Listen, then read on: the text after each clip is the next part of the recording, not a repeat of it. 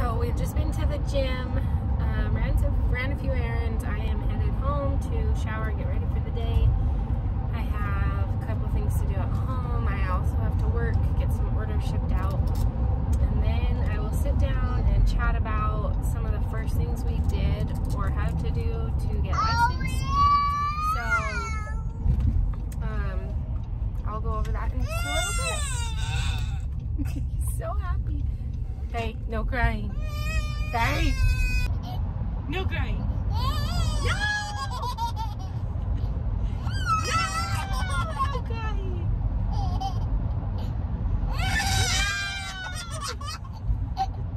No crying.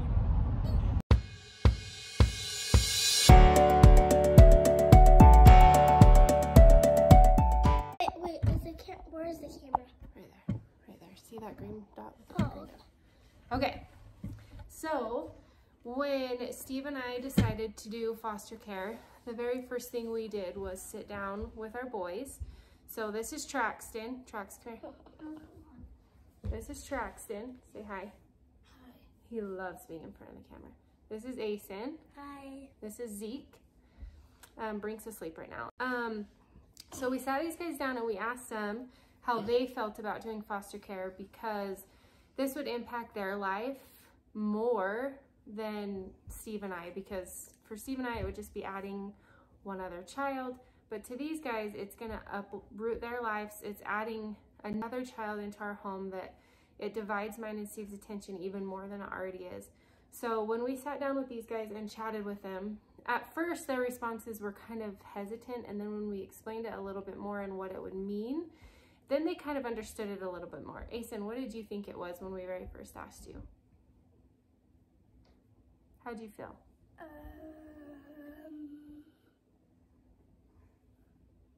Do you remember? So when we first talked to them about it, Ace at first said, so does that mean that we have to go to a different family? Is that what it means? No. So we explained to him a little bit more. No, they will still be here in our home, and they will still be here just like normal, and it means that another child will be coming into our home. How do you feel about it, Zeke? I don't know. You don't know? How are you going to feel about having another baby come into our home? How did you feel when Brink came into our home? I felt happy, basically. You felt happy? Kinda. You felt what? I felt kind of frustrated. You felt frustrated? Why? Because why? Because he cried a lot? But did you love him? Did you love to hold him? Yeah. Well, Trax, I didn't hold him. you did a little. Trax, how did you feel? I didn't want anybody older than me. Yeah, so that's what Trax said. I don't want anybody older than me. You don't either? So that's what they all basically said, that they are okay with it and they feel good about it, except they didn't want anybody older than them. So that's why we decided to do the 0 to 2 range, which will be anywhere from newborn to up to Brink's age. And we just decided to keep it the younger age groups so we could respect them and the age groups that they were comfortable with. And then we also will have someone closer to Brink's age that he can grow up with. And I feel like, are you guys okay? Do you guys feel okay about the whole foster care thing? Yeah. Yeah? What is foster care? It's where other babies come to our home. Yeah, and why are they coming into our home? Because their parents couldn't take care of them. Yeah. So our house is going to be this safe and warm place for them to come while their parents are getting the help that they need, huh? Do you think that we can treat them with love just like we did with Brink? Yep. Yeah. Okay, well, anyway, we sat them all down and we talked to them and we chatted with them, and they all feel really comfortable with it. So because they feel comfortable with it, we felt good about continuing with the process and moving forward. But this was our number one concern, was how it was going to affect our kids and how it was going to affect them and how they would deal with it. And they all seemed really great about it. So we felt good about continuing and moving forward with the process. You guys are crazy, huh? Crazy.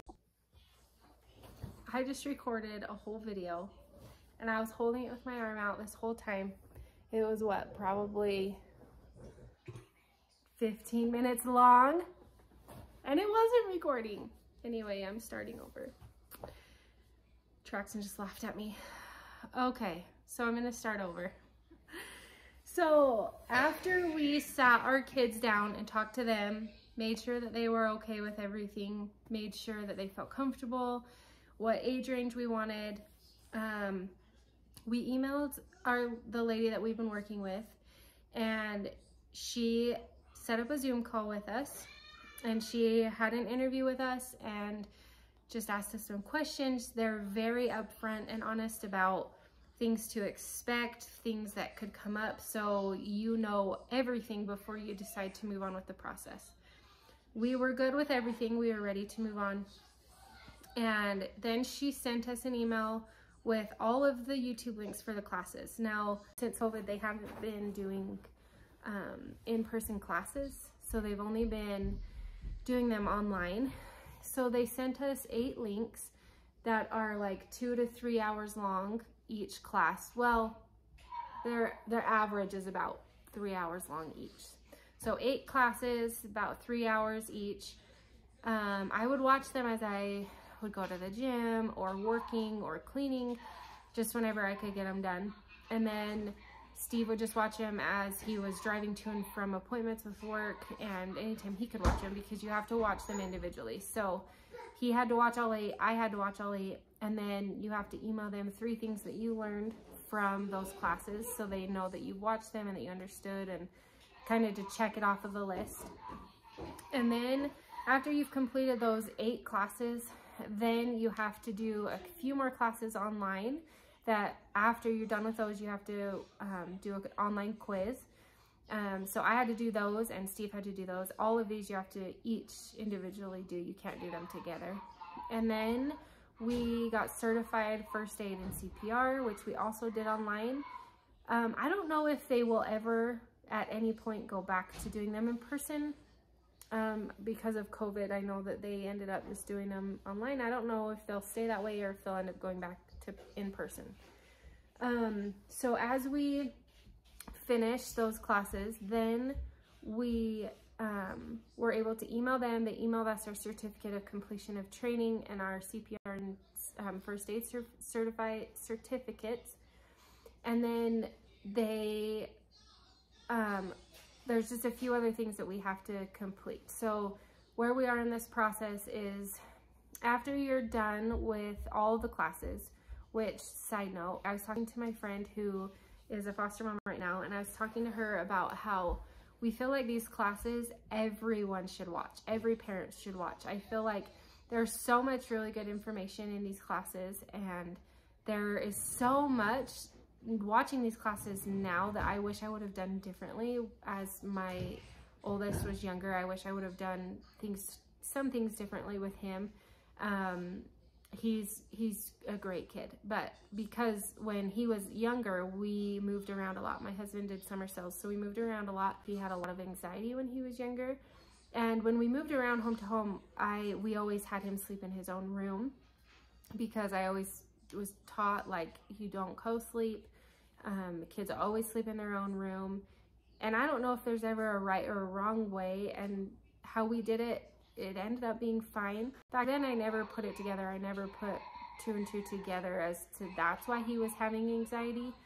And anyway, but watching these classes now, I'm like, oh, I should have done this differently, and I should have done this differently. So I just feel like these classes would be so helpful for anyone to watch, and I hope someday that they do allow the public to watch them, because they are so informative, and they go into a lot of detail of how, you know, trauma at a young age hurts the brain development.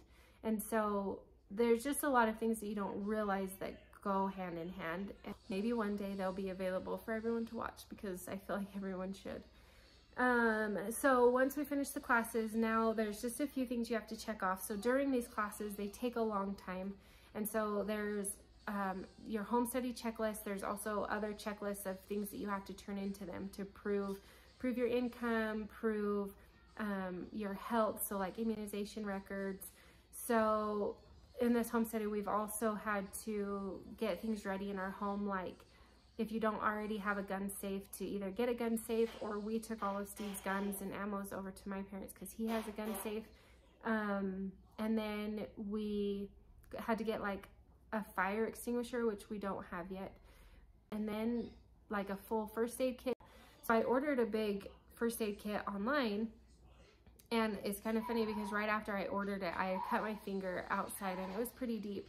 And I opened up this new first aid kit to see what was in it. And they had everything, like bandages, gauze, band-aids, everything, except they didn't have Neosporin, which I thought was super weird to not have in a first aid kit. So luckily I had some. And then you also have to have a first aid kit in your car. You have to have emergency contact lists in your home and in your car. Anyway, so they have all of these things that you have to check off on this list. So when your home study comes, that they can check you off. So as we are doing these classes, we were also checking off these other things, like getting our cleaning supplies locked up, our medicines locked up, so on and so forth.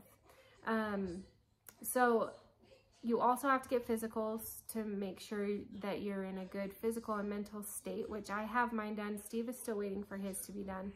And then after Steve's is done, we can schedule our home study because we've got everything else done. And hopefully we have everything checked off on that list that they come in and they be like, yeah, you're good to go. Or they only have a few things for us to change or fix. And then after that, then we should be able to be done and be ready. There's just a few things that are kind of not holding us back, but pushing our date back a little bit. Is we are going to Mexico as a family the end of February. And so we can't take a foster placement before that because they would either have to go to a respite care, or because we can't take them with us, they can't leave the country. And so we were waiting to go, waiting to take a placement until after that.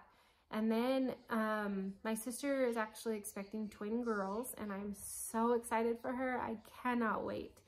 But she's gonna need some help, whether that's with her older child or me going over there and helping with her babies. And so I wanted to be available for her. So we kind of pushed it back even a little bit farther to take our first placement, just so I was available more to help her and have her feel comfortable in asking for help, because I don't ever want her to feel like she can't ask me for help. And so, oh, hi, Cheeto boy. You want to say hi? Hi. Have you been eating Cheetos? Are they good? Good? Cheetos? Your hands? Yeah, your hands are dirty. Ooh, are those Cheetos good? Oh. Oh. Yeah, hands. Yeah, got Cheetos on them. Ow. How are you okay? Okay. So I wanted to be able to make her feel like she could ask me for help without feeling like I can't ask Chelsea, she has another baby in her home. So I want to be fully available to her. So my plan is, if our home study goes good and everything goes according to plan, that maybe we can get a placement in April. That's kind of the time frame I have in my head now. I don't know what the home study is going to come back and say of what we need to fix and what we don't. We've been in the process of remodeling our home, and so there's still a lot that's kind of unfinished that we need to finish up, that hopefully will be finished by then. Hi. So hopefully by then we'll be done and everything will be able to be ready. With that being said, if everything goes according to plan, I'm hoping that the 1st of April we'll be able to have our first foster placement. So that's where we're at. We got everything done except Steve's physical and then our home study. So that's it. That's where we are in our process, hoping to have smooth sailing. And yeah, that's where we're at. So just wanted to give you an update as things progress and our home study comes up. I'll fill you in a little bit more. But that's the process so far, and that's things that you should know if you're looking to foster. That's kind of what's expected. And as more things come up, I'll keep you posted. See ya.